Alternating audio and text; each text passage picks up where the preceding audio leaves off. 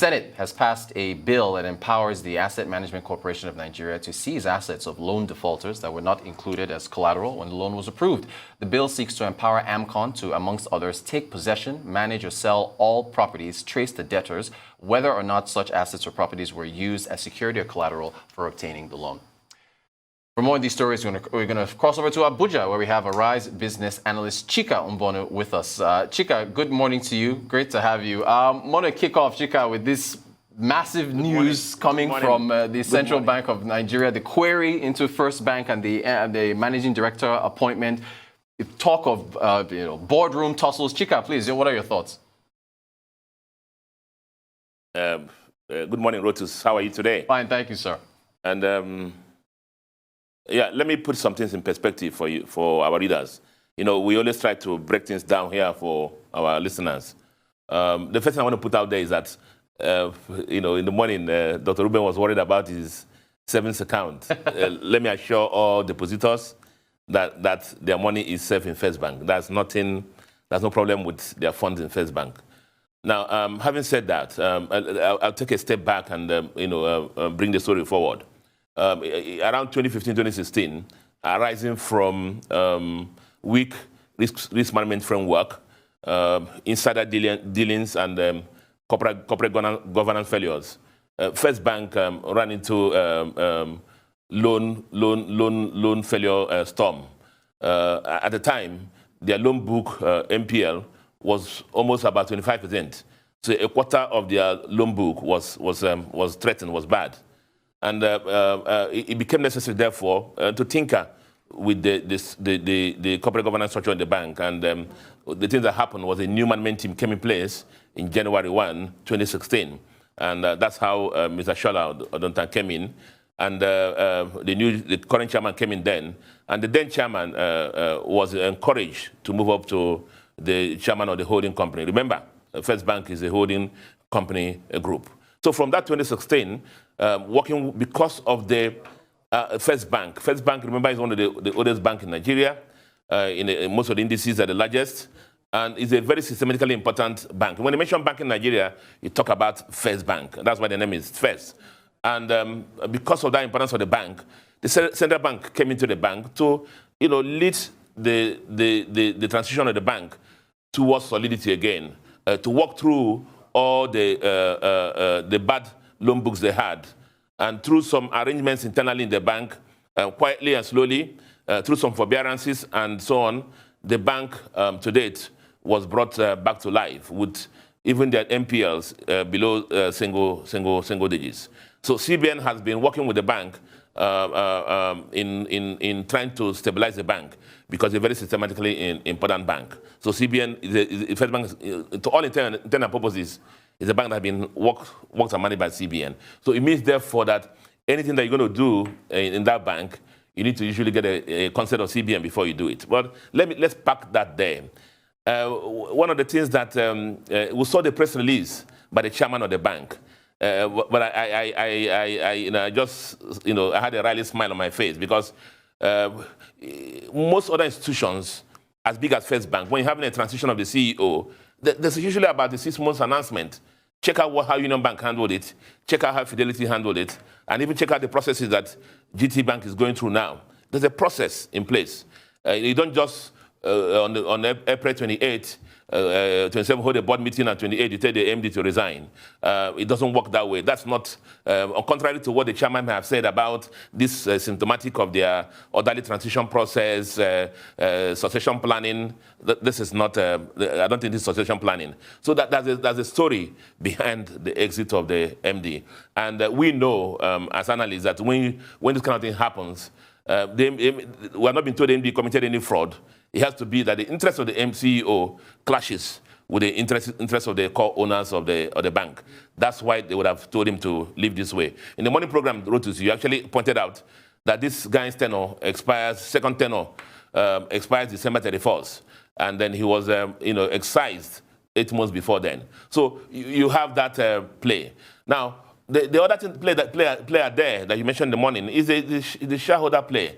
There's a dominant shareholder, Alajo Tudeko, who, if we find from the CBN reports, his companies have been mentioned as having taken money from the bank, have investments, bank has invested in his companies, that he is chairman and so on and so forth. And all these things have investments and loans were given when he was chairman of the bank.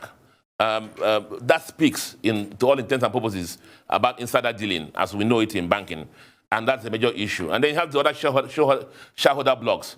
As it's supposed to be, these loans, in the process of CBN worked it out, was working out the loans with the bank. Remember, I told you that CBN has been there working out the loans with the bank. One of the conditions given for the Honeywell loans was that the shares of CHIKATARA will be used to secure the loans of Honeywell. That has not been done for whatever reasons. I guess when you're refereeing your own match, you determine when you want to award yourself a penalty. I guess maybe that's why that has not been done. And that's why CBN has come in to make sure that is done. So you will see a lot of interplay there. But the issue I want to put out there to everybody is that nobody is bigger than the bank. CBN has a role to maintain financial stability in our country and avoid systemic stress. If anything happens to First Bank, it affects the whole banking system. And I'm sure that one way or the other, the bank has today to respond to the query of the central bank, and let's see what they will respond to. And I advise them that we should handle it gently because CBN and NDIC can bring down a hammer, actually, and sort out the issues. Any issue that will hurt the financial stability of our Nigerian banking system. Thank you so much for that, Chika. I appreciate it. Any thoughts on this? I guess you said there's some things going on in the background. This boardroom tussle at the top, or shareholder tussle. Do you have any thoughts on what's happening there? Now, you saw disclosed in the financial statements the dominant shareholders, that of CHIKATARA Group, the Dokales Group, and then we hear that the Globe people are also involved there, but we don't see the name in the shareholder register in any form. But these things happen; they happen. When this kind of things happen, people smell blood. I know one of the banks in Nigeria, one of the major shareholders, used his shares to secure the loan, and when the loan went bad, the shares were taken from him, and that's how he lost his shareholding and directorship in the bank. You know, things like this can happen. I'm sure that is why CHIKATARA, I guess, or the bank, or his friends in the bank, didn't allow the regulation of the shares. They didn't allow it to happen. And if that happens, as you actually pointed out in the morning, that will dilute his holdings, and he will cease to be the big boss in the bank, and a lot of things will happen. But we'll see how it plays out. As I said, the bigger picture here is for the financial stability of the Nigerian banking system, and I'm sure Central Bank is just listening and waiting, making sure that they're very impartial and having one purpose: how to maintain the sanity in our banking system. Thank you so much for that, Chika. I want to get your thoughts on Fidelity Bank's Q1 performance. Well, Fidelity Bank, remember they had a transition early in the year to Nneka, who is now the CEO of the bank. After a flat 2020, they have just taken off like a bullet in 2021. Riding on the key issues. One major thing there happened is for the rise in the non-interest income, FX income lines, digital banking incomes, your account maintenance fees. That drove the growth in their business. The other thing that happened in their business also is the reduction in their cost of funds. Apart from the low cost deposit, you remember we have had a low interest cost regime over the period of time, over this last year, with low cost in savings and deposits. And the bank profited from that also in growing their interest income. The other thing that happened also was that they had a Tier 2 bond that was priced at, I think, 16.75. They issued in 2015. They replaced it because of the low interest regime now with one of 8.5. You can imagine the differential, and that had a salutary impact on their cost of funds. So not surprising, early in the year, Q1 PBT grew by the percentage that it grew, and we hope that it will continue. The other thing that happened here was their deposit base, for the FX deposit base, foreign currency deposit base grew. And Fidelity Bank has been known to profit from doing a lot of diaspora banking and diaspora promotions. I do recall that you anchored one of the programs. It had an impact on the deposit base, the FX deposit base. And then the other thing that helped them was the CBN Naira for Dollar promotion. It impacted their deposit base. So all that in the basket helped them to have the fantastic Q1 they had. And we hope that as they ride into the rest of the year, it will be good for them also. Thank you, Chika. About a couple minutes to go. Can you quickly comment on the tax credits to Dangote Cement? Yeah, Dangote. You know when the people saw tax credits, Dangote again has gotten credit, but they just thought it was the freebie. But seriously speaking, this is one of the. Do you recall that we have said here that the government cannot do it all? The level of infrastructure deficit in our country is so high. And the government must look for several models to finance, constructions, especially the roads in our country. And one of them they pushed out was this tax credit for corporates who are willing and able to take on some road projects and then take the tax credit down the line.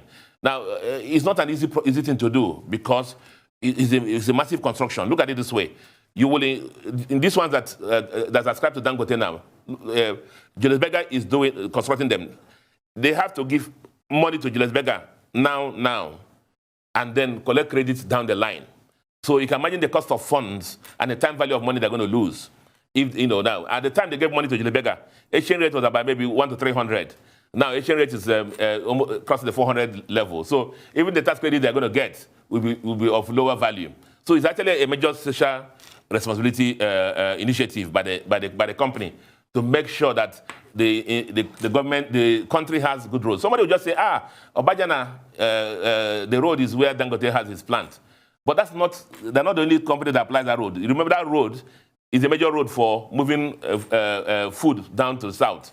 So it's a commendable initiative, and we encourage other companies to be able to get into this program because it's not really very easy. The government cannot finance all the road projects. Remember, the government, otherwise the road projects will be like Lagos-Ibadan Expressway that has been under construction for almost 20 years now. Correct. That's exactly right. Arise business analyst Chika Mbono. Chika, as always, we thank you so much for taking us through those headlines, the ongoing issues with the central bank query of First Bank. We'll have to see there are some deadlines that we're giving. We'll see by 5 p.m. today if those deadlines are met from the central bank to First Bank. Also taking us through Fidelity Bank's Q1 performance and also the 22 billion tax credit from the FIRS, Federal Inland Revenue Service, to the Dangote Cement for road construction and much needed infrastructure around Nigeria. Chika, thank you so much once again.